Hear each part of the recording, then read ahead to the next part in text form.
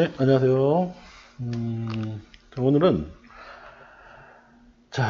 임차인의 계약갱신 요구와 그 임대인의 갱신 거절이 적법한지에 대한 여부에 대해서 이제 조정 신청을 했던 것 같은데 요거에 대한 결과가 있네요. 내용이 뭐냐?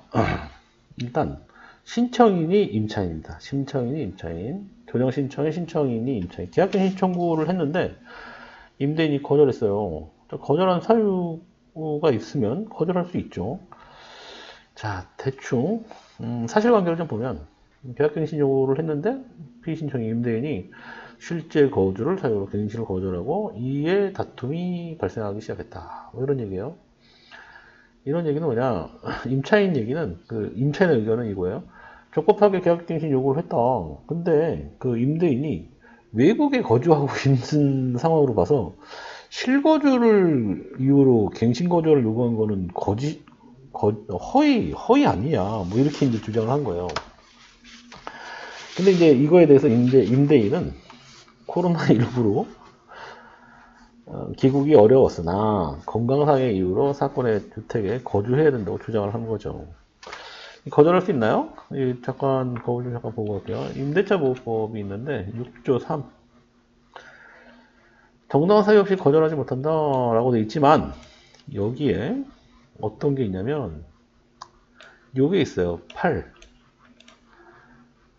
6조 3에 2랑 8호 8호죠. 임대인, 직계존속, 직계비속 포함해서 목적주택 실제 거주하는 경우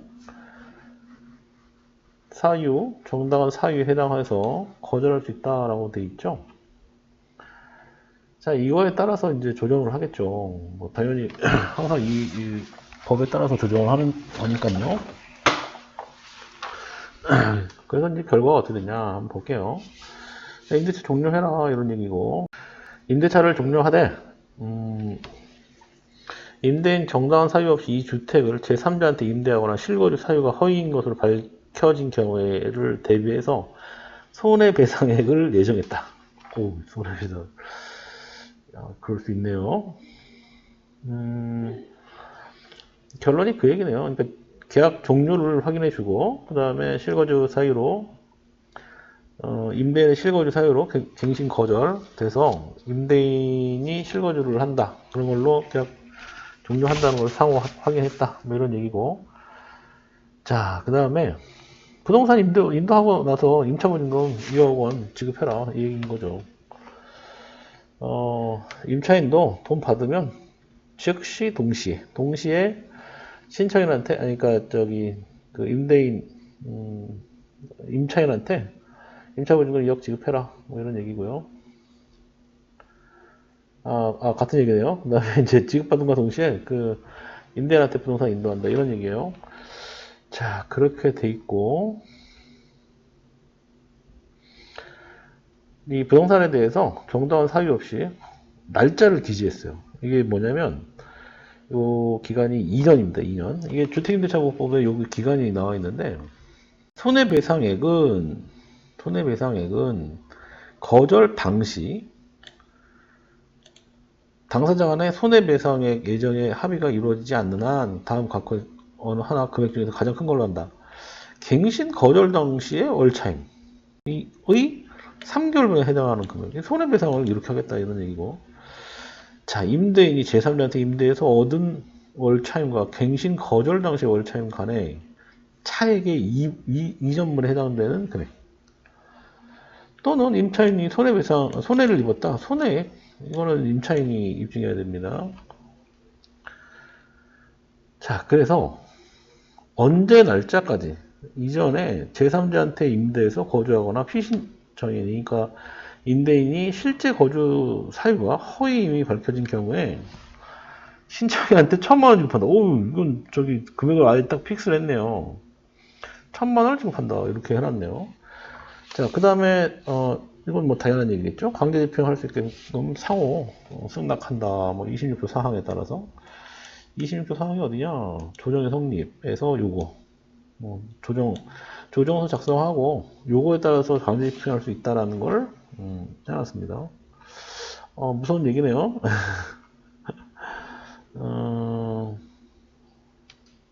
그래서 그 현재 임차인의 그 월세가 그 현 시세보다 낮은 분들이 되게 많아요. 그래서 이제 현 시세에 맞게끔 대폭 올려야겠다 라고 생각하시는 분도 있죠. 두 가지예요, 두 가지. 그러니까 뭐냐면 임대 등록이 안 돼 있는 호실 같은 경우는 임차인이 바뀌면 상관없습니다. 그게 중요해요. 근데 임차인이 안 바뀌잖아요. 갱신을 했건 뭐 묵시적 갱신을 했건 어쨌든 갱신을 하게 되면 시세 얼마 이게 아니라 현재 보증금과 월차임의 5% 이상, 20분의 1 이상 올리지 못한다 이렇게 돼 있어요. 그러니까 5%밖에 인상이 안 되는 거죠. 그런데 사람이 바뀌었어요. 사람이 바뀌면 그때는 현실에 맞춰서 인상할 수 있다. 그것만 생각하시면 돼요. 자, 그런데 이 집이 임대 등록되어 있는 집이다. 그러면 그 사람이 바뀌든 안 바뀌든 상관없이 그냥 연 5%다 이렇게 보시면 돼요. 연 5%. 법에 정해져 있습니다. 연 5%. 한번 찾아볼까요? 그게 어디 있냐면 민간 임대 주택에 관한 특별법이라는 게 있거든요. 여기에서 보면 임대 등록되어 있는 주택은 이렇게 요건이 있습니다. 요건이 쭉 있는데 어떤 요건이 있냐? 잠깐만요. 화면이 지금 화면을 크게 이렇게 해놓고 촬영을 하고 있었네요. 지금 보니까. 네, 여기 있어요. 여기 써 있어요. 여기. 자, 이렇게. 여기 있죠? 임대사업자는 임대기간 동안 임대료 증액을 요구하는 경우에 임대료의 5%. 이게 참 특이해요. 주택임대차보호법에서는 20분의 1 이렇게 되어 있는데 여기서는 5% 이렇게 범위로 되어 있습니다. 자, 그래서 증액 비율을 초과해서 청구해서는 아니 된다. 이게 사실 이제 법이라는 게 좀 맞춰야 되잖아요. 20분의 1, 20분의 2다. 5% 이렇게 해야 되는데 안 맞췄어요. 제가 보기에는. 증액 왜 그런지는 잘 모르겠어요. 그러니까 여기는 5%로 되어 있고 주택임대차보호법에서는 20분의 1이다 이렇게 되어 있습니다. 증액 비율을 초과해서 청구해서는 안 된다. 그렇죠? 그러니까 그리고 또 이제 약정한 임대료는 증액 이수는 후 1년 이내는 하지 못한다. 자, 무슨 얘기냐면 이거는 임대사업자는이라고 되어 있단 말이에요. 임대인이 아니라 임대사업자는. 그러니까 임대사업자로 되어 있는 그 해당 호실은 어떤 경우에도 5% 이상 인상이 안 됩니다. 연간. 자, 이게 여기서 이제 좀 문제가 뭐냐면 1년 있다가 5% 인상하고 다시 또 1년 있다가 사람 바뀌고 이게 딱딱 맞아주면 좋은데 한 9개월이나 10개월 살았어요. 근데 이 사람이 나간대요. 그러면 한 3개월, 한 3개월, 4개월 정도 남겨놓고 인상을 못하게 되는 거잖아요. 이런 문제가 생겨요. 네. 인상 못합니다. 인상 못해요. 이거는 이렇게 지금 법이 정해져 있기 때문에 이게 좀 문제예요. 좀 이런 부분들이 법에 정해져 있기 때문에 인상이 안 되는 거예요. 임대등록 사업자는 임차인이 또 어떤 사람이 들어오지에 따라 또 중요하거든요. 근데 지금 여기 이제 법대로만 한다면 1년 이내는 하지 못한다. 반대 해석으로 1년이 지나야지만 5% 인상이 가능한 겁니다. 자, 그 다음에 네, 그래서 이 결과적으로 임대인이 자료 제출을 했었네요. 해가지고 갱신 거절 사유에 대해서 이제 임차인이 납득을 해서 임대차를 종료하고 뭐 실제로 뭐 갱신 거절 사유가 분명하다. 아니 그러니까 허위가 만약에 분명하다. 그럼 손해배상 1,000만 원 내놔라. 그런 것까지도 분쟁에다가 이게 아예 픽스를 한 거예요. 그래서 임차인이 나갈 때 나 말고 다른 사람 넣었다. 그럼 1,000만 원을 나한테 손해배상으로 하겠구나 이렇게 생각하고 나왔겠죠. 예, 그렇게 해서 조정이 된 사건입니다. 자, 오늘은 여기까지 하고요. 되게 간단한 내용이죠?